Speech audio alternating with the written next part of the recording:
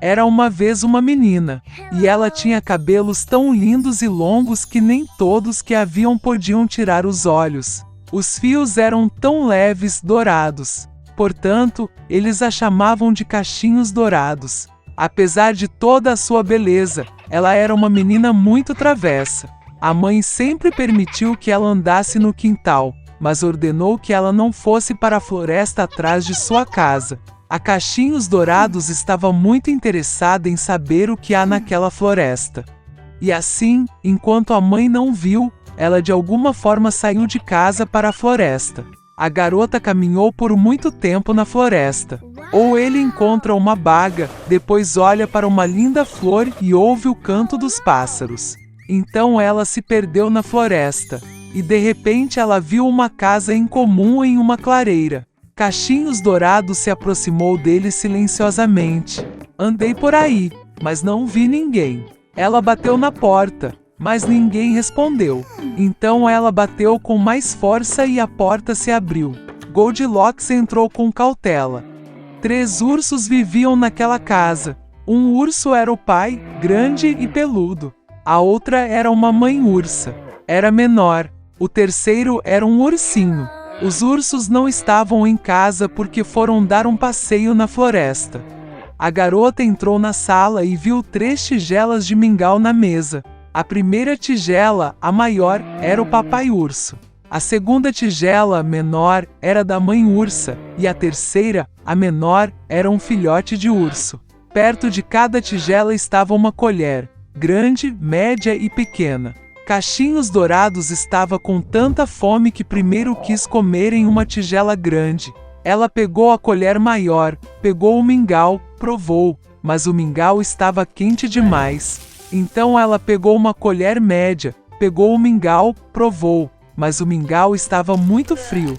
Finalmente ela pegou uma colher pequena e provou o mingau da tigela pequena. Este mingau não estava quente nem frio, era perfeito. E Goldilocks comeu todo o mingau da tigela pequena.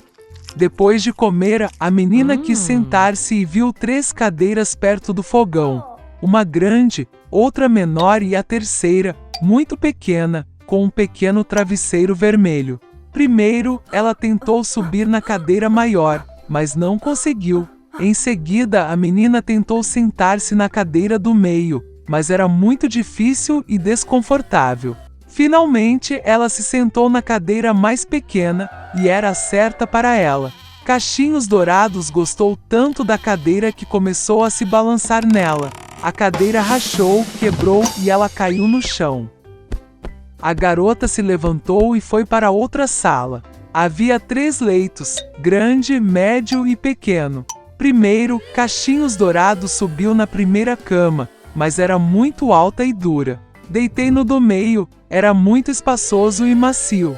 A garota deitou-se na terceira e menor cama. Ela era certa para ela. Cachinhos Dourados se sentiu tão confortável e aconchegante que ela adormeceu rapidamente. A menina estava dormindo quando a família do urso voltou para casa. Os ursos ficaram com muita fome e imediatamente foram para a mesa. Vendo sua tigela, papai urso ficou muito bravo. Alguém estava comendo meu mingau. Ele rosnou. A mãe urso também olhou para a tigela e rosnou menos alto. Alguém estava comendo da minha tigela também. E o filhote de urso, vendo sua tigela vazia, gritou alto. Alguém não comeu apenas da minha tigela, ele comeu todo o meu mingau. Os ursos sentiram o cheiro de que algo estava errado. Deixaram a mesa e começaram a olhar em volta. O papai urso percebeu que alguém mexeu na cadeira e rosnou com uma voz terrível. Alguém estava sentado na minha cadeira. A mãe urso olhou para sua cadeira e reclamou. Alguém estava sentado na minha cadeira e a tirou do lugar. E então, o urso olhou para sua cadeira quebrada e gritou novamente. Alguém não apenas sentou na minha cadeira, mas a quebrou. Todos os 3 ursos entraram cautelosamente no quarto. Alguém estava deitado na minha cama e a amassou. Rugiu papai urso com uma voz terrível. E alguém estava deitado na minha cama e a amassou, rosnou a mãe ursa. O ursinho olhou para sua cama e gritou de novo. alguém estava deitado na minha cama. E então ele viu a garota e gritou com uma voz fina: "E ainda dorme nela?" Papai e mamãe ursos foram para a cama e viram que uma menina estava dormindo ali. Cachinhos Dourados acordou com o grito de um filhote de urso e estava muito assustado. Havia 3 ursos na frente dela. Ela instantaneamente saltou para fora de casa e correu para onde seus olhos olhassem, sem olhar para trás. A menina correu muito, estava muito cansada e então viu sua mãe, que procurava a filha desaparecida na floresta.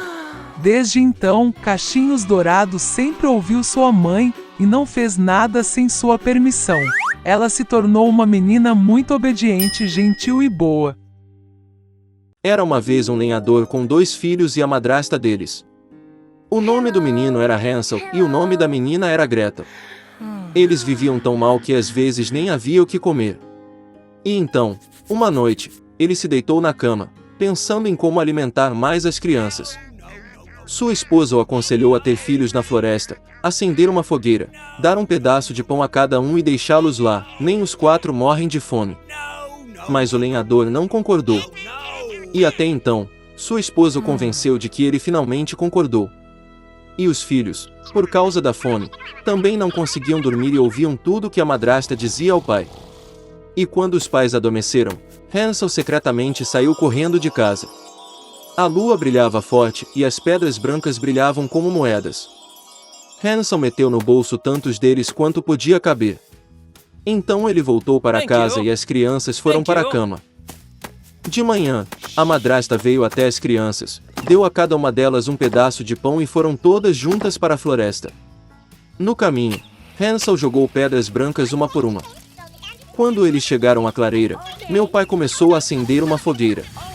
Ele ordenou que as crianças se sentassem perto do fogo e se certificassem de que não apagasse, enquanto eles e a madrasta iam buscar mais lenha. Eles sentaram, cansados e adormeceram.